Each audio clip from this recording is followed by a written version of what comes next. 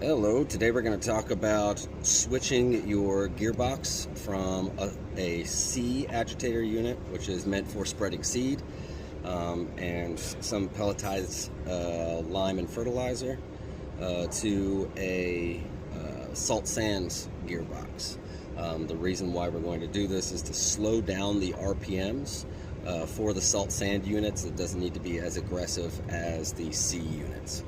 The C agitator units. So I'm going to show you the tips and tricks and the process from getting this to where it needs to be. So follow along. Just so we're on the same page, this is your C agitator, which goes on your C units, like your 1200C, your 750C, your 550C. Your 2440s are always going to have the C agitator and not the salt sand agitator, so we're not going to talk about those. This is your salt sand agitator. As you can tell, it's much larger.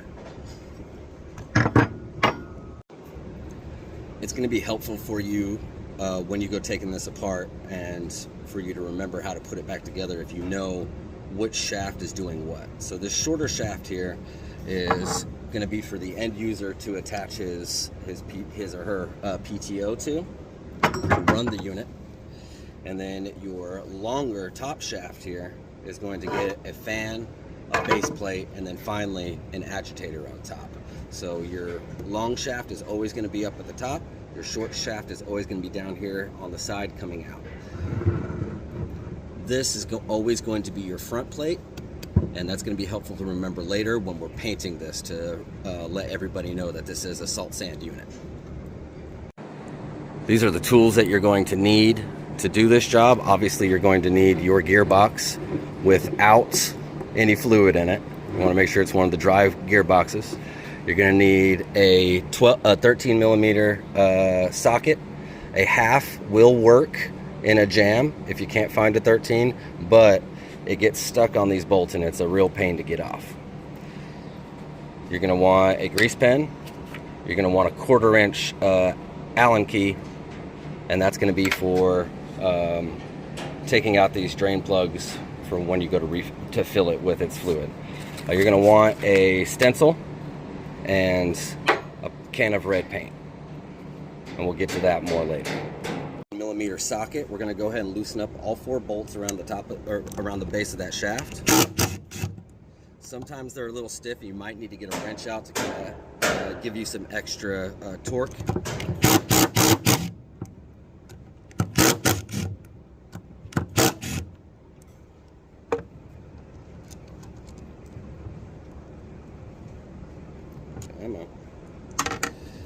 And it's helpful to set it on its side like this. I should have showed this in the tool list, but you're going to want a soft mallet of some sorts, and just give it a little whack on the side here just to unseal it. You can do it with your hands, but it's much easier with a soft mallet. Do not use a hard mallet, or you're going to make your life much, much harder. Go ahead and repeat the process with your short shaft. You're going to want to go ahead and repeat the process with your short shaft, removing all 4 bolts with your 13 millimeter. And like I said earlier, sometimes these bolts are a little stiff because of the paint that's been put on them. And so you can either use a wrench or a socket, and that'll give you the extra torque you need to loosen those up.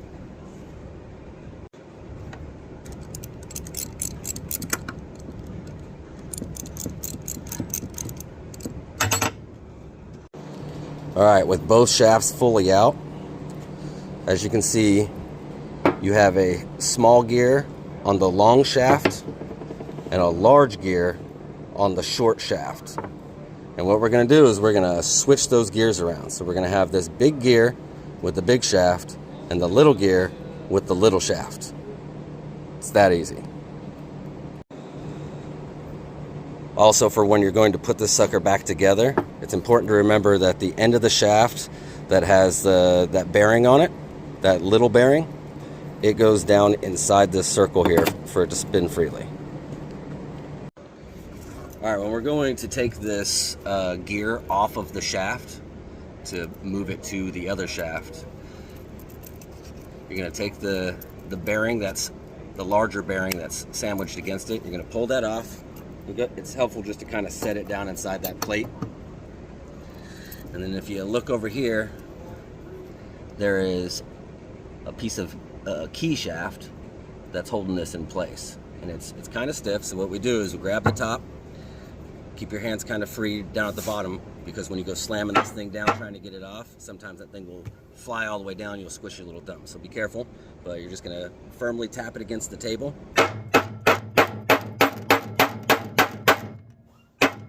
Until it comes off of that key shaft, and then it will move freely.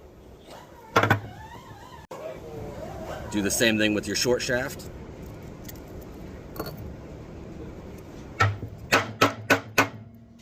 Some of them come off a little easier than the others. All right, you have your gears taken off of the shafts, and now we're gonna do what I told you to do. You're gonna take the big shaft, or the big gear, put it with the big shaft, take the little gear, put it with the little shaft. Now to put these back on, notice again that you have one end that has a piece of key and a bearing affixed to it. You're gonna face those gears downwards towards that bearing. You're going to want to align the keyway with the key shaft. And this is going to be another little firm tap situation to get it down.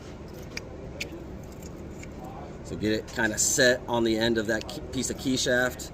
Put your fingers over the top like we did to remove it, and just give it a nice firm tap until it seats properly.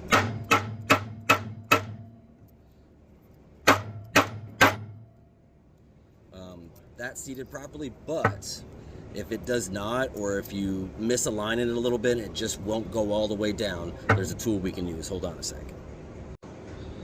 Now we're going to repeat the process with the long shaft and the big gear.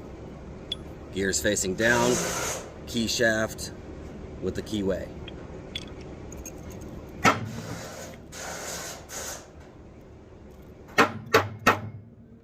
That one feels a little stiff. I don't want to bang on that bearing too much or mushroom out the tip.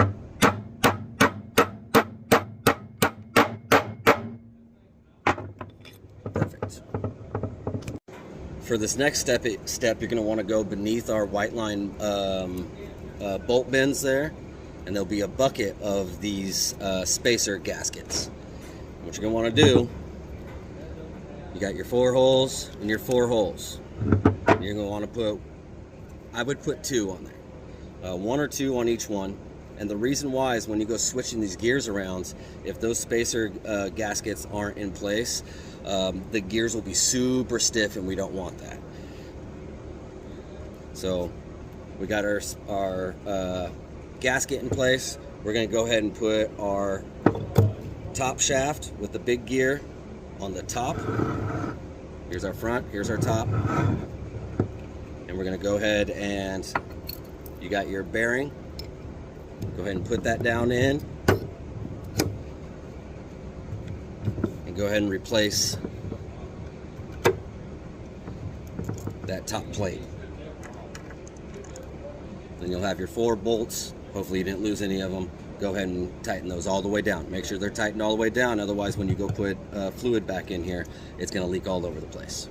It may not be today, it may not be tomorrow, but you might go back there and see one of your pallets has a bunch of fluid all beneath it, and that's because you didn't tighten this properly.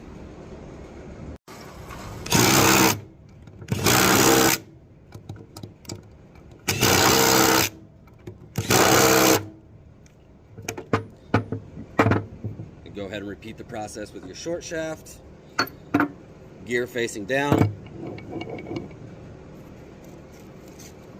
put in your spacers,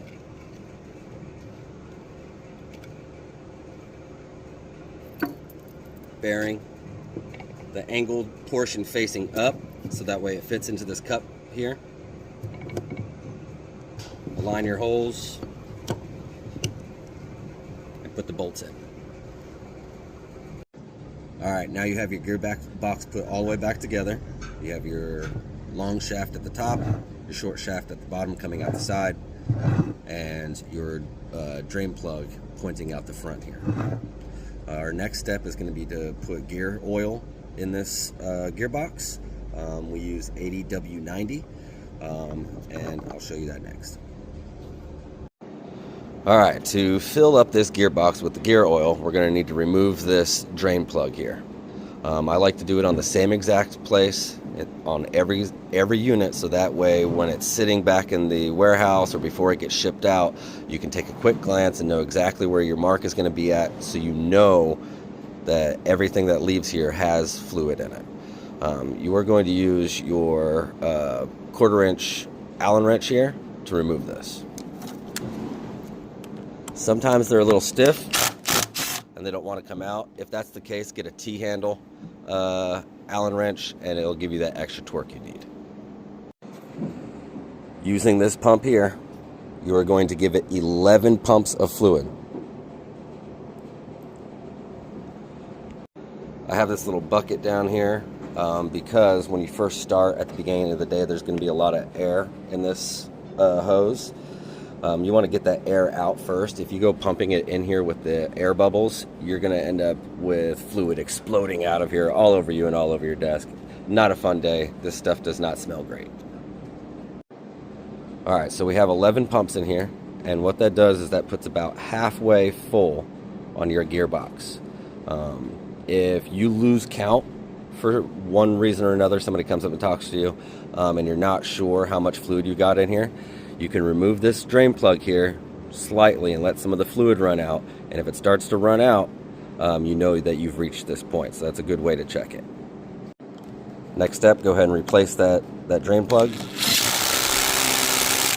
You want to make sure it's all the way seated. And I also like to go around to all of the other drain plugs. There's actually 3 on here, one on the top, one on the bottom, and this one on the side, and kind of seat those a little bit deeper too.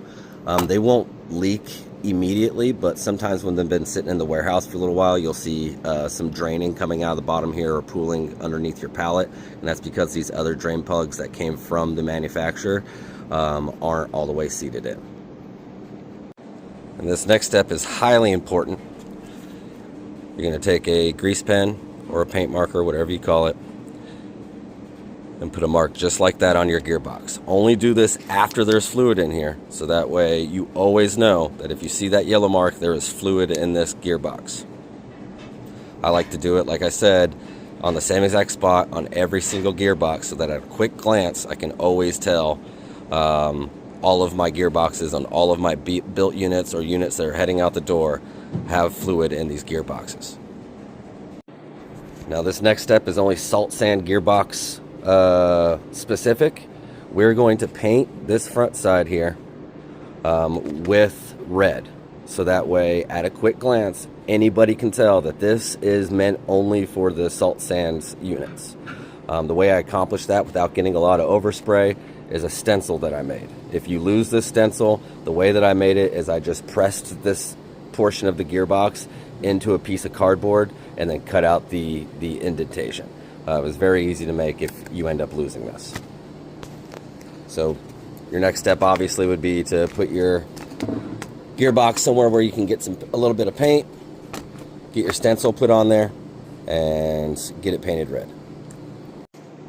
That is what your finished product should look like. If you were going to build a bunch of salt sand units, I would suggest flipping a bunch of gearboxes the day before or as early in the day as possible, getting them painted, setting them off to the side, and letting that paint dry before you go attaching the rest of the base unit there. This is your salt sand gearbox correctly installed onto a salt sand unit. As you can see at a quick glance, I can see my yellow hash mark letting me know that there is fluid in that box, and the red face is facing outwards so that anybody can tell there is both gear oil in that gearbox and a salt sands gearbox on this salt sand spreader. That way there's no mix-ups, no problems, and less calls and issues for everybody involved. Thank you for watching. Have a great day.